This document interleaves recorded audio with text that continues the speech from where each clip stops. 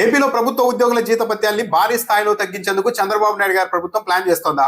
ఎప్పుడైనా సరే చంద్రబాబు నాయుడు గారు ఒక పని చేయాలనుకుంటే తన అనుకూల మీడియా ద్వారా వరుసగా తొలుత కథనాలు రాయిస్తారు. చంద్రబాబు నాయుడు గారు చేయబోతున్న పని మంచిదే అన్న వాతావరణం కలిగించేందుకు, ప్రజల్ని నమ్మించేందుకు తన మీడియా ద్వారా కథనాలు రాయిస్తూ ఉంటారు. ఈరోజు ఈనాడు, ఆంధ్రజ్యోతి పత్రికల్లో వచ్చిన ఒక కథనాన్ని చూస్తే ఏపీలో ప్రభుత్వ ఉద్యోగుల మీద ఏదో పెద్ద ప్లానే చేస్తోంది చంద్రబాబు నాయుడు ప్రభుత్వం అన్నది క్లియర్ గా అర్థమవుతుంది. అంతకంటే ముందు ఆంధ్రజ్యోతి పత్రిక డబుల్ స్టాండర్డ్స్ ఎలా ఉన్నాయో ఒకసారి చూద్దాం.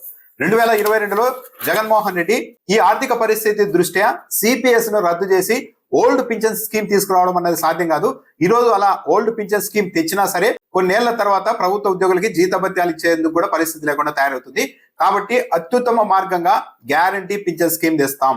రాష్ట్ర ఆర్థిక పరిస్థితిని ఒకవైపు పరిగణలోనికి తీసుకుంటూ రిటైర్ అయిన తర్వాత ఉద్యోగులకు ఎలాంటి ఇబ్బంది లేకుండా ధీమా ఉండేలాగా గ్యారంటీ పింఛన్ స్కీమ్ తెస్తామన్నప్పుడు ఆంధ్రజ్యోతి పత్రిక రాసిన బ్యానర్ ఐటమ్ ఇది. సిపిఎస్ సీక్రెట్ అని. రాజస్థాన్ లో, ఛత్తీస్గఢ్ లో సిపిఎస్ ను రద్దు చేసి ఓల్డ్ పింఛన్ స్కీమ్ తీసుకొని వచ్చారు. అక్కడ ఓల్డ్ పింఛన్ స్కీమ్ అనేది చాలా సజావుగా నడుస్తోంది.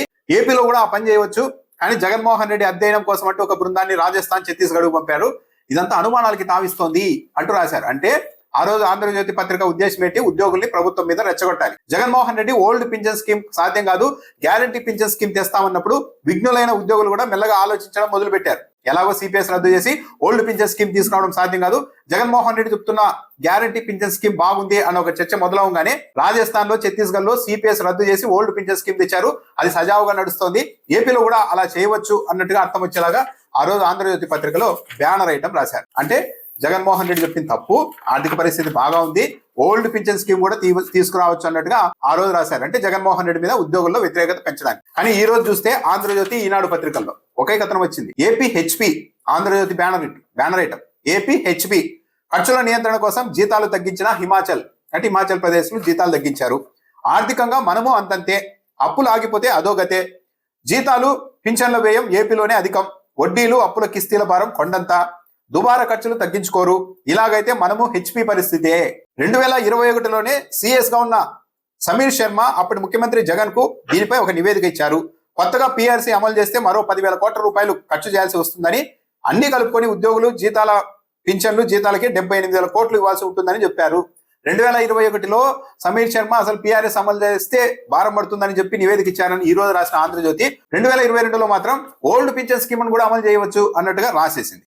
పైగా విద్యా వైద్యం మాట ఏంటి? ప్రమాణాలతో కూడిన విద్య, ఉత్తమ వైద్యం, పేదల బతుకుల్ని నిలబెట్టేవి, భవిష్యత్తును మార్చేవి ఇవే. అంటే జీతాలకి, పింఛన్లకి ఈ లెక్కన అంతా డబ్బులు ఖర్చు చేస్తే ఇక విద్యా వైద్యం పరిస్థితి ఏంటని ఈ రోజు ఆంధ్రజ్యోతి ఆవేదన వ్యక్తం చేస్తుంది.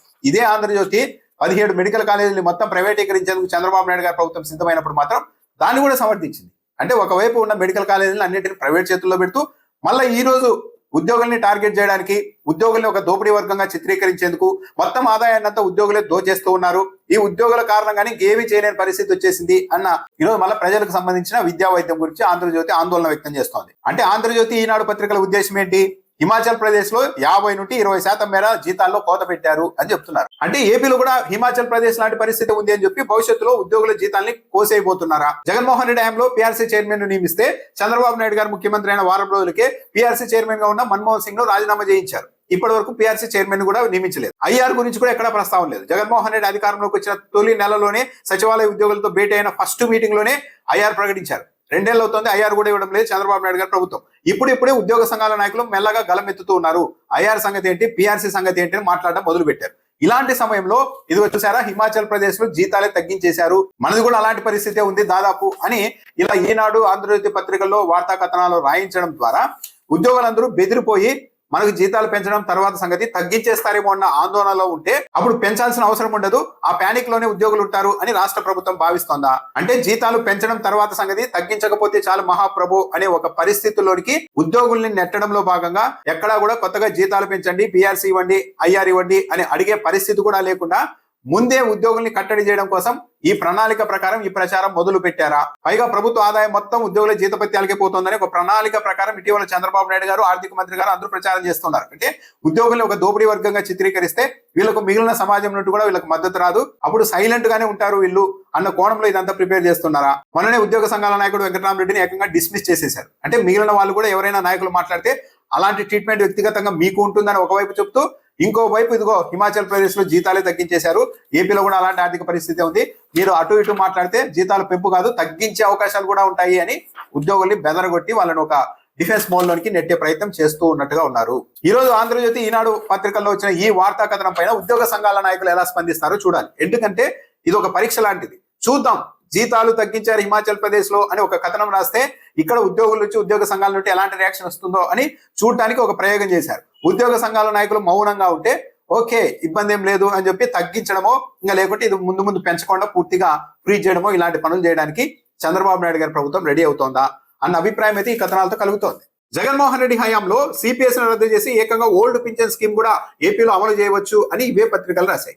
ఎన్నికల సమయంలో చంద్రబాబు నాయుడు గారు నేను రాగానే సంపద సృష్టిస్తాను, అధికారంలోకి వచ్చిన వెంటనే ఐఆర్ ఇస్తాను అని చెప్పి మేనిఫెస్టోలో ప్రకటించారు. చంద్రబాబు నాయుడు గారికి సంపద సృష్టించే అలవాటు ఉంది కాబట్టి ఏమైనా చేయగలరని ఇవే మీడియా సంస్థలు ఆ రోజు వంతపడాయి. కానీ ఈ రోజు చంద్రబాబు నాయుడు గారు అధికారంలోకి వచ్చిన తర్వాత సంపద సృష్టి లేదు, జీతాల పెంపు లేదు, ఇప్పుడు ఏకంగా తగ్గింపు చేస్తేనే రాష్ట్రం బాగుపడుతుంది అని ఇవే పత్రికలు రాస్తూ ఉన్నాయి. అంటే పరిస్థితిని ప్రజలు అర్థం చేసుకోవాలి, మీడియా సంస్థలు కూడా ఏ విధంగా పనిచేస్తున్నాయి అన్నది.